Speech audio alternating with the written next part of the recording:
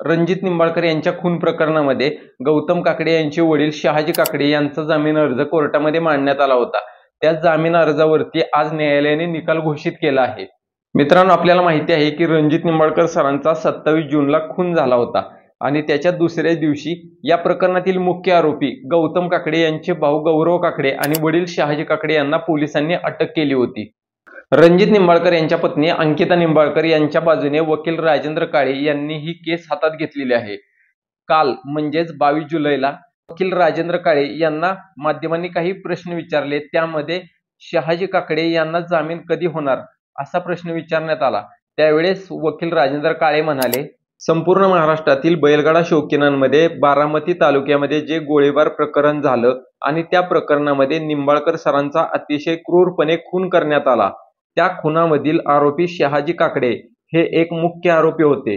प्रत्यक्ष घटनेत जरी त्यांचा सहभाग नसला तरी इतर परिस्थितीजन्य पुराव्याच्या आधारे त्यांचे या गुन्ह्यामध्ये नाव आलं। यामध्ये नाव आल्यानंतर त्यांना दुसऱ्या दिवशी अटक करण्यात आली। अटक केल्यानंतर त्यांना पोलीस कस्टडी देण्यात आली। त्यानंतर 4 तारखेला त्यांची न्यायालयीन कोठडीत रवानगी करण्यात आली आणि 5 तारखेला त्यांनी जामिनासाठी अर्ज दाखल केला होता। त्यानंतर सरकार पक्षाची बाजू मांडण्यासाठी 10 तारीख देण्यात आली होती, पण पोलिसांच्या कोणत्याही प्रतिक्रिया आल्या नसल्यामुळे 12 तारीख करण्यात आली।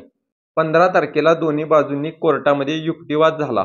त्यावेळेस मी न्यायालयामध्ये मांडलं होतं, ज्या पद्धतीने आरोपीचा त्या खुनामध्ये असलेला सहभाग, त्याच्या विरुद्ध असलेला परिस्थितीजन्य पुरावा आणि आरोपीने केलेले कृत्य, आरोपीची पार्श्वभूमी, आरोपीवर असलेले पूर्वीचे गुन्हे, या सर्व बाजू मी कोर्टासमोर अतिशय प्रभावीपणे मांडल्या।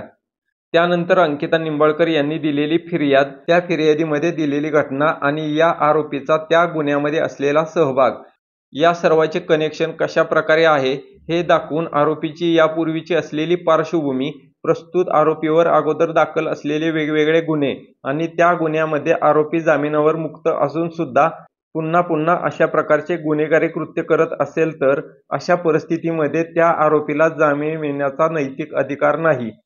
ही बाजू प्रभावीपणे मी कोर्टासमोर मांडल्यामुळे कोर्टाने या प्रकरणातील जामीन अर्जावरती निकाल देताना आम्ही मांडलेल्या मुद्द्यांवरती विचार करून सध्याच्या परिस्थितीमध्ये आरोपीने केलेले कृत्य भयंकर असून गुन्हा हा गंभीर प्रकारचा आहे आणि त्यामुळे आरोपीला जर जामीन झाला तर तपासावरती परिणाम होऊ शकतो, साक्षीदारांवरती दबाव येऊ शकतो। या सर्व कारणांचा विचार करून आज कोर्टाने महत्त्वपूर्ण निकाल दिला आणि त्यामध्ये आरोपी क्रमांक 3 शहाजी काकडे यांचा जामीन अर्ज मेहरबान कोर्टाने आज फेटाळला आहे। राजेंद्र काळे यानंतर बोलताना असे म्हणाले की प्रत्येक बैलगाडा शौकीनांना वाटत होते की अंकुरन आणि अंकिता निंबाळकर यांना न्याय मिळाला पाहिजे। मी माझ्या पद्धतीने न्याय मिळवून देण्याचं काम करत आहे। कोर्टानेही आपली बाजू ऐकली आणि शहाजी काकडे यांचा जामीन नामंजूर केला। या घटनेचा मुख्य पुरावा म्हणजे ज्या ठिकाणी रणजित निंबाळकर सरांवरती गोळी झाडण्यात आली होती, त्या ठिकाणी रणजित निंबाळकर सरांचं जमिनीवरती सांडलेलं रक्त हा मुख्य पुरावा नष्ट करण्याचं काम शहाजी काकडे यांनी केलं होतं। त्यानंतर या आरोपीला कलम 201 म्हणजेच पुरावा नष्ट करण्याच्या गुन्ह्याखाली अटक करण्यात आली।